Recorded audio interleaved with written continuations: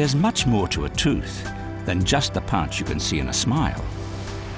That's because our gums hide everything except the top of the tooth, an area called the crown. Because this part of the tooth grinds up food, it's covered with the hardest material in the body. The thin layer of tooth enamel is the reason our teeth are hard, white, and shiny.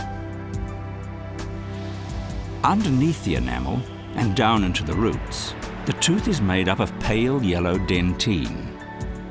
Although it's slightly softer than enamel, it's still harder than bone. The middle of every tooth is hollow to make room for blood vessels needed to keep the tooth alive. This collection of soft tissue is called the pulp, and also contains the nerves that warn us when something is wrong with the tooth.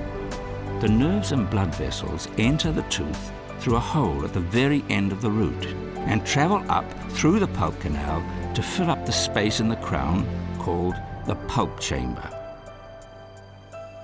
Every tooth sits in a socket in the jawbone and is held in place by a tiny elastic strand called the periodontal ligament. This stretchy connection means each tooth can move a little when you chew. Above the jawbone, the tooth is wrapped in a firm cuff of gum tissue, or gingiva, as it's sometimes called. The gum attaches to the neck of the tooth where the enamel finishes, hiding the complex structure below. And that's why there's so much more to a tooth than meets the eye.